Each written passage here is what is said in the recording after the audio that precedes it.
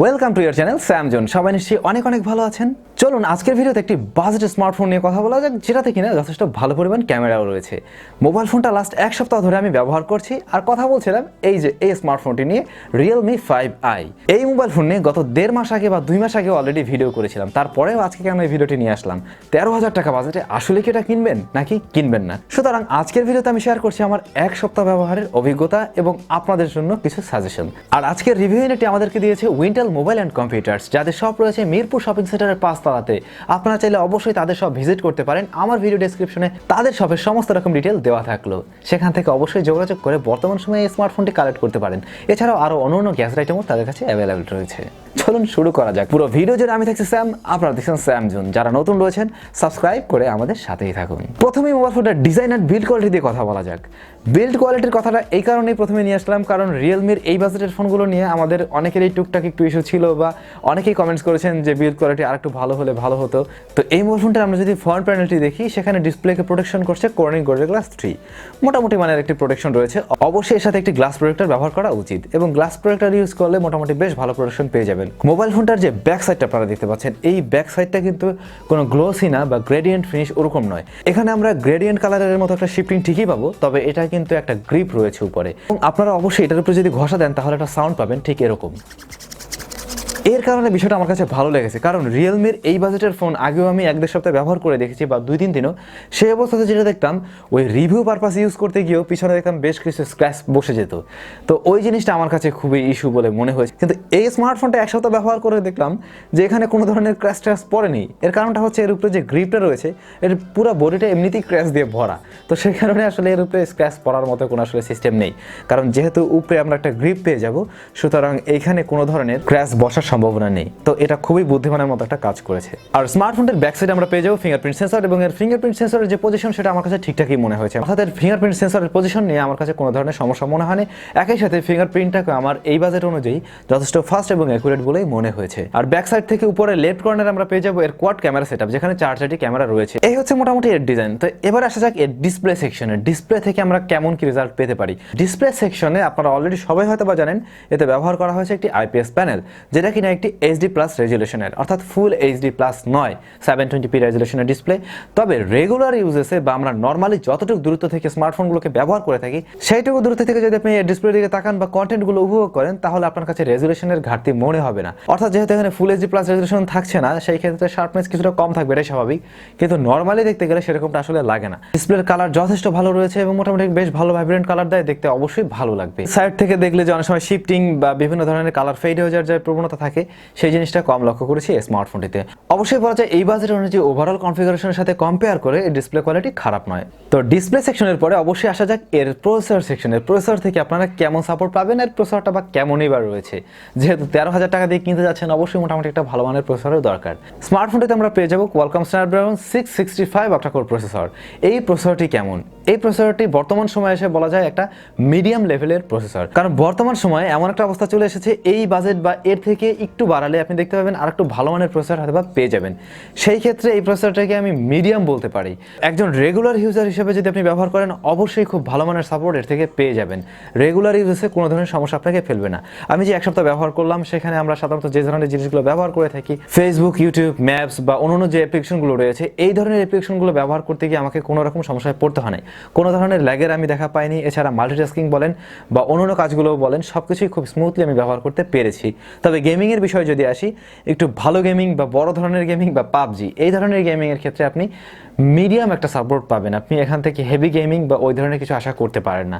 সুতরাং যারা গেমার রয়েছেন, তারা এর থেকে আপনারা মিডিয়াম লেভেলের গেমিং আশা করতে পারেন। তবে রেগুলার ইউজার যারা রয়েছেন, তারা এর থেকে একেবারে বেস্ট কোয়ালিটির রেজাল্টই পাবেন। মোবাইল ফোনটা আপনারা 3GB 4GB ভ্যারিয়েন্টে কিনতে পারবেন, এবং আমি যে মোবাইল ফোনটা নিয়ে কথা বলছি 13,000 টাকা যেটা বলছি, এটা কিন্তু 4GB ভ্যারিয়েন্ট। অবশ্যই আমার 3GB ভ্যারিয়েন্ট ব্যবহার করার অভিজ্ঞতা নেই, তো 3GB আর 4GBর মধ্যে খুব বেশি আহামরি ম্যাটার করবে না। অবশ্যই 4GBটা একটু স্লাইডলি বেটার এক্সপিরিয়েন্স দেবে বা বেটার পারফরমেন্স করবে। তো সেই এক্সপিরিয়েন্সগুলোই শেয়ার করছে। আপনারা সেই হিসাবে ধরে নেবেন যে 3GB-টাও ওরকমই পারফরমেন্স করবে, বা একটু হয়তো বা সেটার থেকে কম পারফরমেন্স করতে পারবে। আর এতে আমরা রম ভ্যারিয়েন্ট হিসেবে পেয়ে যাবো 32GB এবং 64GB। ক্যামেরা থেকে এবার আমরা কেমন রেজাল্ট পেতে পারি, যেহেতু কোয়াড ক্যামেরা সেটআপ রয়েছে। ব্যাক সাইডে আমরা 4টি ক্যামেরা পাবো, তার মধ্যে মেইন লেন্সটি হচ্ছে 12 মেগাপিক্সেলের।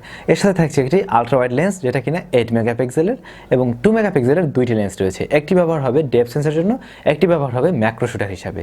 মেইন লেন্সটির অ্যাপারচার হচ্ছে f1.8, যথেষ্ট ভালো পরিমাণ অ্যাপারচার, আলো বেশি নিতে পারবে, সুতরাং মোটামুটি ভালো মানের ছবির থেকে পেয়ে যাবেন। ভালো বলতে গেলে রেগুলার 12 মেগাপিক্সেলের আমরা যে ক্যামেরাগুলো দেখে থাকি কিছুটা সেরকমই, তবে এর রেজাল্ট অন্যান্য এর আশেপাশে যে 12 মেগাপিক্সেলের ক্যামেরাগুলো দেখা যায় তার থেকে কিছুটা স্লাইডলি আপগ্রেডেবল বা কিছুটা বেটার আমার কাছে লেগেছে। ছবিগুলোতে একটু কালারের দেখা বেশিই পাবেন, নর্মালি যে কালার রয়েছে তার চাইতে একটু বেশি কালারফুল দেয়।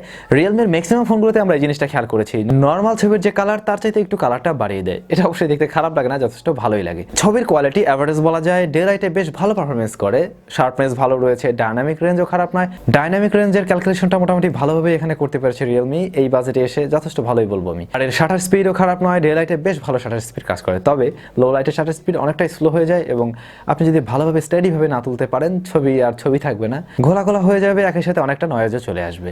8 মেগাপিক্সেলের রয়েছে আলট্রা ওয়াইড লেন্স, আলট্রা ওয়াইডে বেশ ওয়াইডেই ছবি ওঠে, ছবির কোয়ালিটি মোবাইল ফোনের স্ক্রিনে দেখতে বেশ ভালোই লাগে, তবে একটু জুম করলে দেখবেন ছবির কোয়ালিটি খুব বেশি ভালো মনে হচ্ছে না, বা অনেক আহামরি কিছু না, মোটামুটি মানে চালিয়ে নেওয়ার মতোই আর কি।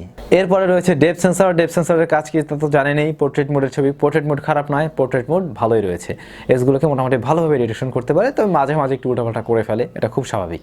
2 মেগাপিক্সেলের ম্যাক্রো শুটার অন্যান্য ফোনগুলোতে যে রেজাল্টটা করে ঠিক এই মোবাইল ফোনটাও সেই রেজাল্টই করেছে। যদি বাজেট অনুযায়ী বলেন তাহলে এর ক্যামেরা সেটআপ নিয়ে আমি মোটামুটি সন্তুষ্ট। 4টি ক্যামেরা এখানে পাওয়া যাচ্ছে, 4 ধরনের ভেরিয়েশন। যারা ক্যামেরায় অনেক ধরনের ভেরিয়েশন চান তাদের জন্য অবশ্যই একটা ভালো চয়েস, তবে ক্যামেরার কোয়ালিটি হিসেবে যদি বলেন সেই ক্ষেত্রে অনেক আহামরি কিছু না, মোটামুটি আপনাকে চালিয়ে নিতে পারবে। এর ভিডিও কোয়ালিটি কেমন? ভিডিও কোয়ালিটি মোটামুটি খারাপ নয়, তবে ভালো বিষয় হচ্ছে এখানে জাইরো ইআইএস ব্যবহার করা হয়েছে, যার ফলে স্টেবিলাইজেশন পাবেন ভিডিওতে। এটা বেশ ভালো ব্যাপার যে এরকম লোয়ার বাজেটের মোবাইল ফোনগুলোতে আমরা এখন এই ধরনের ইআইএস সাপোর্টটা পেয়ে যাচ্ছি, না হলে আসলে ভিডিও করতে গিয়ে খুব সমস্যায় পড়তে হয়, কারণ ভিডিওতে যদি শেখি ভাব চলে আসে তাহলে কিন্তু ভিডিও করে আর মজা পাওয়া যায় না। ফ্রন্ট ফেসিং হিসেবে আমরা পেয়ে যাচ্ছি 8 মেগাপিক্সেলের ক্যামেরা। 8 মেগাপিক্সেলের ক্যামেরা হিসেবে এর ফ্রন্ট ফেসিং খারাপ নয়, মোটামুটি ভালোই, তবে আমার ব্যক্তিগতভাবে এর ফ্রন্ট ফেসিং ক্যামেরা খুব একটা পছন্দ হয়নি। এবার আসা যাক এর চার্জিং এর বিষয়ে। মোবাইল ফোনটাতে আমরা পেয়ে যাব মাইক্রো ইউএসবি পোর্ট। এর সাথে যে চার্জারটি দেওয়া হয়েছে সেটা কিন্তু 10 ওয়াটের একটি চার্জার, আর মোবাইল ফোনটির ব্যাটারি হিসেবে আমরা পাচ্ছি 5000 মিলিঅ্যাম্পিয়ারের ব্যাটারি।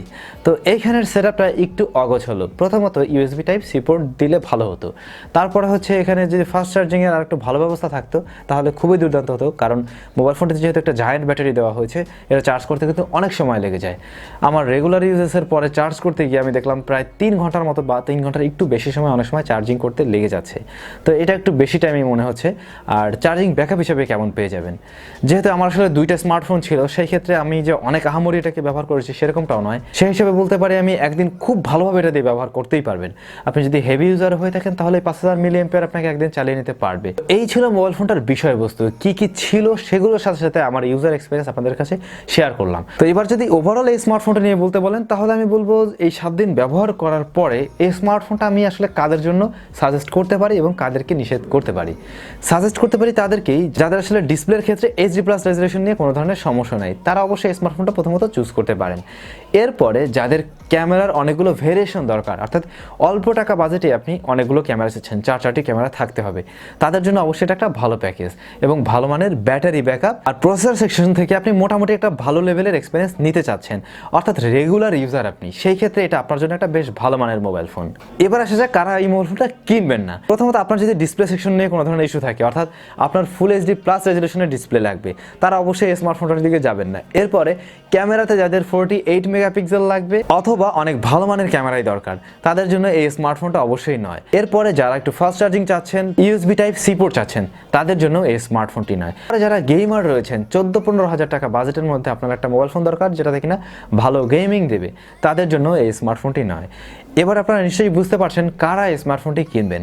এই মুহূর্তে আপনার বাজেট যদি 13,000 টাকা হয়ে থাকে এবং আপনি একটা 4GB ভেরিয়েন্টের মোবাইল ফোন চাচ্ছেন এবং ওভারঅল এরকম একটা কনফিগারেশনের সাথে, তাহলে অবশ্যই এই স্মার্টফোনটা আপনি নিয়ে নিতে পারেন।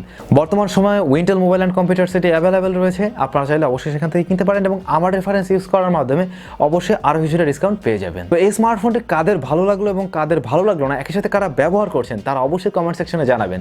আর ভিডিওটি ভালো লাগলে অবশ্যই লাইক অ্যান্ড শেয়ার করবেন, আর যারা নতুন রয়েছেন সাবস্ক্রাইব করে আমাদের সাথেই থাকবেন। থাকবেন। দেখা হবে পরবর্তী ভিডিওতে। ভালো থাকুন, সুস্থ থাকুন।